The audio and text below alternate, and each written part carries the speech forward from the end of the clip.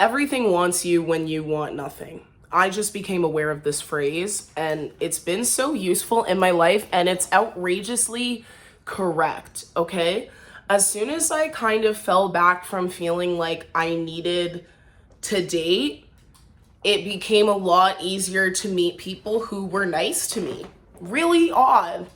Really not that weird. Like, I go through phases where people are nice to me, and then you know how sometimes you flip to the opposite side of the coin and all of a sudden you end up being like, wait, I don't like this. This doesn't feel good. So I kind of had to put a lot more barriers up towards me energetically. And I have this also new thought process because I'm like trying to just like better myself in every way. Just I'm trying to read a lot more. I'm trying to go to the gym a lot more because it makes me less of a bitch. Like, I really need to lift metal and iron to stop being a bitch. It's just like I'm a nice person, okay?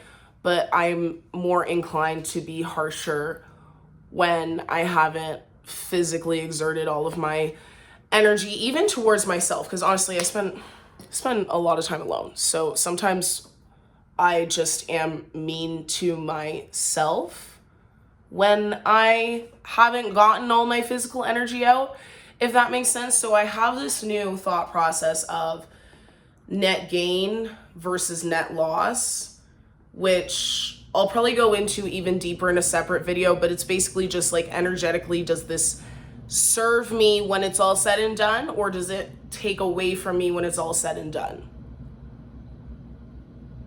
The reason I need this is because I'm a pretty impulsive person in a lot of ways, and that can be good sometimes because I can be very bold in like the ways that I work hard and goals that I work towards. You know what I mean? Like, even something like this, the fact that I put out my opinions on the internet. Some people think that that's crazy. Some people think that's super vulnerable and weird and out there. But for me, it felt like there was no choice. The same way with dance and pursuing dance at a certain, well, actually, there was a point when I was like 14 or 15 where I was like, I'm gonna quit, because also you can go back down on my page. There's a lot of videos I have about like kind of my racist dance studio upbringing and like some stuff that happened. But it kind of happened around then, and I also just like started to feel like I was never going to be good enough in dance for many different reasons around 14, 15. And I thought I was going to be a writer, but I really just liked to read at that time. I wasn't even like writing that much. I was writing a little bit, even though now I actually write more, and I do think I will write a book, but you can do so many things. Do you know what I mean? So I never needed to drop dance for that. And I ended up like pursuing dance because I just like, I passed a certain threshold and it was like, okay, well now I have to do this. So that sort of boldness has always been in me. Like, I was actually just talking to my mom. She was talking about how I always would steal the ball in sports, how I was like always the best at stealing the ball. And she said it's because she'd be like, just put your foot on the ball. You can't, I mean, she was like, because everybody else, and it would be co-ed, and everybody else was scared to like go up to someone and actually touch the ball and get it from them. And she would just be like, here, put your foot on the ball. And I would put my foot on the ball and I would steal it. And, you know, at basketball camp, they'd be like, whoever does the most laps around at lunch gets a prize, and I would just do it. Or at a dance convention, the choreographer would be like, okay, one person who's gonna do this on their own, and my hand goes up before I even know what I'm actually doing. I've always kind of had that impetus, almost like jump before you really look, before you can even think about how scared you are to make that leap, if that makes any sense. And so when it comes to like net gain versus net loss, that's a little bit of a mitigation of that impulse in me, because I think it's a good trait. Boldness and impulsivity is a good trait when it's used wisely.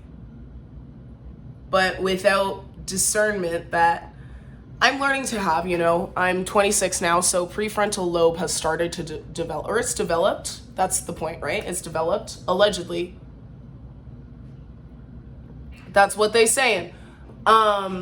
So I'm starting to think a lot more about like what is actually good for me, what I actually want versus what I've been trained to be doing and what I've been trained to want. And so as I've started to let go more of the things that aren't sticking to me and that I feel like I have to fight for, not only are like more opportunities feeling like they're coming to me, and like communication with people, even friendships, events, like